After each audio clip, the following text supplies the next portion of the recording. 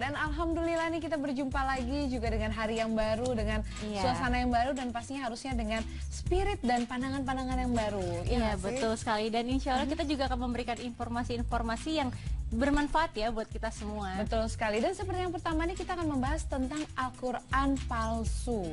Emang ada ya Kak Al-Quran palsu ya? Nah makanya kita mau bahas tentang Al-Quran tuh kalau dipalsuin seperti apa dan benar nggak sih apa pernah sampai ke kita. Untuk lebih lengkapnya langsung kita saksikan saja, ini dia beritanya.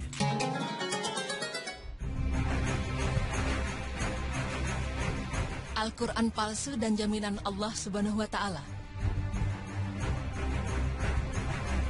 Al-Quran merupakan mukjizat bagi Rasulullah Sallallahu Alaihi Wasallam yang Allah turunkan sebagai kabar gembira bagi orang-orang beriman dan kabar buruk bagi orang-orang yang ingkar. Al-Quran adalah sumber ilmu pengetahuan, renungan, kemuliaan, kesucian, keikhlasan, dengan segala kebaikan yang tercantum di dalamnya.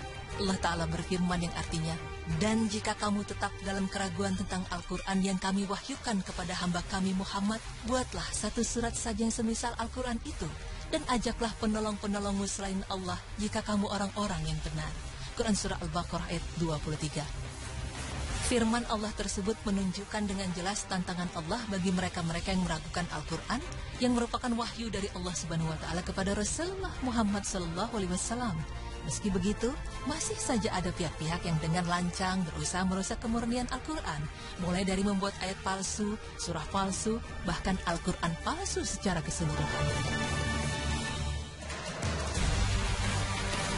Beberapa waktu yang lalu, umat Islam dihebohkan dengan beredarnya Al-Quran palsu. Di antara Al-Quran palsu tersebut ditemukan beberapa ayat hilang atau sengaja diubah sedemikian rupa, seperti anggapan zina jika mempunyai lebih dari satu istri, hingga larangan untuk berjihad. Selain Al-Quran palsu berbentuk cetak tersebut, ditemukan juga beberapa situs Al-Quran online yang tidak tanggung-tanggung menambahkan 12 surat palsu, seperti diantaranya Al-Muslimin, Al-Afdal, Al-Wasaya, dan An-Nabil. Dan yang paling menghebohkan adalah adanya Al-Furqan Al-Haq yang disusun oleh Anis Soros. Kitab palsu yang disebarkan di Kuwait dan Irak sejak awal tahun 2000-an serta diterbitkan dalam bahasa Arab dan Inggris itu memiliki 77 surat buatan dalam 366 halaman. Namun tentu saja buku buatan manusia ini tak membuat Al-Quran, petunjuk dan pedoman hidup yang bersumber dari Allah itu menjadi tercemar karenanya. Lantaran isi yang dikarang Soros itu tak lebih dari bualan yang menistakan dan mencemari pembualnya sendiri. Tentu saja kepalsuannya bisa cepat diketahui karena Allah selalu menjaga Al-Quran dari pihak-pihak yang ingin mencemarinya.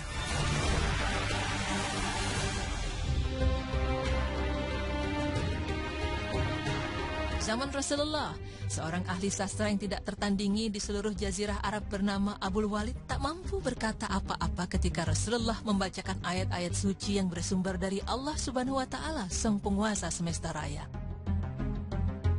Akal dan hatinya tertarik dan terpesona pada keindahan dan gaya bahasa Al-Quran. Akal dan hatinya membenarkan, tetapi hawa nafsunya menolak, hingga Abul Walid kembali kepada kaumnya dan berkata, "Aku belum pernah mendengar kata-kata seindah itu seumur hidupku. Itu bukan syair, bukan sihir, dan bukan kata-kata ahli tenung. Sesungguhnya Al-Quran itu bagaikan pohon yang daunnya rindang. Akarnya terhujam ke dalam tanah, susunannya manis dan enak didengar.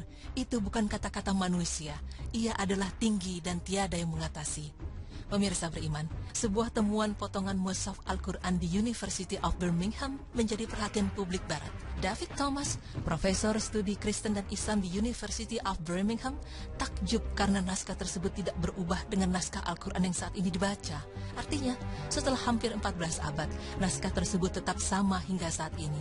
Hal tersebut membuktikan kebenaran firman Allah Ta'ala yang artinya, "Sesungguhnya kami telah menurunkan Al-Quran, dan sesungguhnya kami tetap memeliharanya." Quran Surah Al-Hijr ayat 9. Selain penjagaan akan kemurnian yang dijamin oleh Allah Subhanahu wa Ta'ala, nilai mukjizat Al-Quran juga terletak pada fasahah dan balaghahnya, keindahan susunan dan gaya bahasanya, serta isinya yang tiada tara bandingannya. Mustahil manusia dapat membuat susunan yang serupa dengan Al-Quran. Allah Ta'ala berfirman yang artinya, "Katakanlah, sesungguhnya jika manusia dan jin berkumpul untuk membuat yang serupa Al-Quran ini, niscaya tidak mereka akan dapat membuatnya, walaupun sebagian mereka membantu sebagian yang lain. Quran Surah Al-Isra ayat 88. Firman Allah tersebut senada dengan surat Al-Baqarah ayat 23 yang telah disebutkan, di mana Allah sendiri menantang melalui kitabnya terhadap orang-orang atau bahkan jin yang berupaya membuat atau menandingi firman-Nya. Pemirsa beriman, kemurnian Al-Quran memang dijamin oleh Allah Subhanahu wa Ta'ala. Namun bukan berarti kita bisa angkat tangan dan tidak peduli akan Al-Quran, mempelajarinya sejak dini, lalu kemudian mengamalkan apa-apa yang disampaikan melalui firman Allah ini adalah menjadi tugas kita, sekaligus salah satu cara untuk menjaga kemurnian Al-Quran. Semoga pemaparan kami bermanfaat dan semoga Allah selalu memberikan ridho serta lindungannya kepada kita semua. Amin ya Rabbal Alamin.